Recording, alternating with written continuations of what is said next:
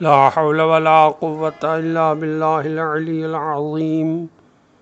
أعوذ بالله من الشيطان اللعين الرجيم. بسم الله الرحمن الرحيم.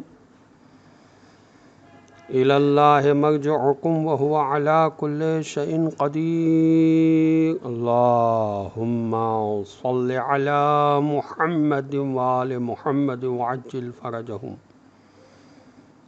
سورہ مبارکہ ہود قرآن مجید کا 11واں سورہ ہے۔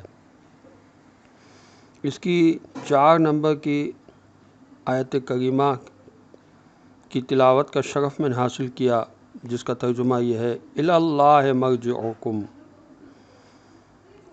تم سب کو اللہ ہی کی طرف پلٹنا ہے، وہو علی کل شیء قدیر، اور وہ سب کچھ کر سکتا ہے۔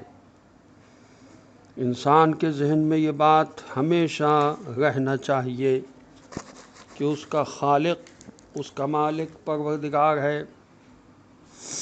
سورہ مبارکہ بنی اسرائیل کی آیت نمبر 30 میں ارشاد ہوا: ان ربک یبسط الرزق لمن یشاء ویقدر انہ کان بعبادہ خبیرا بصیرا۔ یقیناً تمہارا پروردگار جس کے لیے چاہتا ہے روزی کو فراخ کر دیتا ہے، اور جس کی چاہتا ہے روزی تنگ کر دیتا ہے۔ اس میں کوئی شک نہیں کہ وہ اپنے بندوں سے باخبر اور ان کی دیکھ بھال کرنے والا ہے۔ سورہ قصص کی آیت نمبر 82 میں ارشاد ہوا: وَكَأَنَّ اللَّهَ يَبْسُطُ الرِّزْقَ لِمَن يَشَاءُ مِنْ عِبَادِهِ وَيَقْدِرُ لَوْلَا أَمَّنَّ اللَّهُ عَلَيْنَا لَخَسَفَ بِنَا مَعَاذَ اللَّهِ۔ اللہ ہی ہے جو اپنے بندوں سے جس کی روزی چاہتا ہے کشادہ فرما دیتا ہے، اور جس کی روزی چاہتا ہے تنگ کر دیتا ہے۔ اگر اللہ ہم پر مہربانی نہ کرتا تو ہم کو بھی ضرور زمین میں دھسا دیتا۔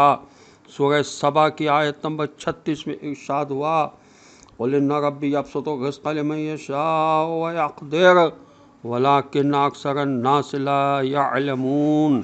اے رسول صلی اللہ علیہ وسلم کہہ دیجئے کہ میرا پروردگار جس کے لیے چاہتا ہے روزی کشادہ فرما دیتا ہے، اور جس کے لیے چاہتا ہے تنگ کر دیتا ہے، مگر بہت سے لوگ نہیں جانتے۔ اس بارے میں مزید آیات کے لیے ملاحظہ ہو سورہ رعد آیت نمبر 36، سورہ عنکبوت آیت نمبر 62، سورہ روم آیت نمبر 37، سورہ زمر آیت نمبر 52، سورہ شورى آیت نمبر 12۔ نہج البلاغہ کا خطبہ ہے۔ مولا علی علیہ السلام فرماتے ہیں، خطبے کا نمبر ہے 23، کہ ہر شخص کی قسمت میں جو کم یا زیادہ ہوتا ہے اسے لے کر فرمان قضا آسمان سے زمین پر اس طرح اترتے ہیں جس طرح بارش کے قطرات۔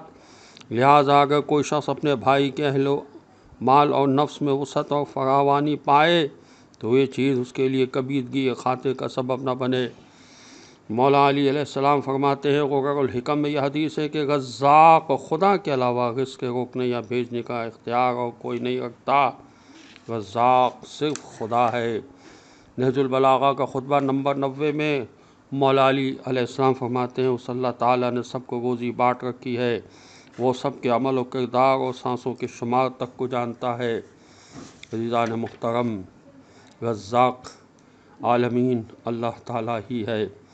حضرت علی علیہ السلام فرماتے ہیں، بحار الانوار کی جلد 71 صفحہ 136 پر یہ حدیث ہے کہ حضرت لقمان نے اپنے فرزند کو نصیحت کے طور پر فرمایا: اے فرزند، رزق کے بارے میں جس شخص کا یقین کوتاہ اور نیت کمزور ہو، اسے اس بات سے عبرت حاصل کرنا چاہیے کہ اللہ تعالیٰ نے اسے تخلیق کی 3 حالتوں سے گزارا ہے، اور ہر حالت میں اسے روزی عطا فرمائی ہے، جبکہ کسی بھی حالت میں نہ تو وہ خود روزی کما سکتا تھا، نہ ہی کسی اور بہانے سے اسے روزی مل سکتی تھی۔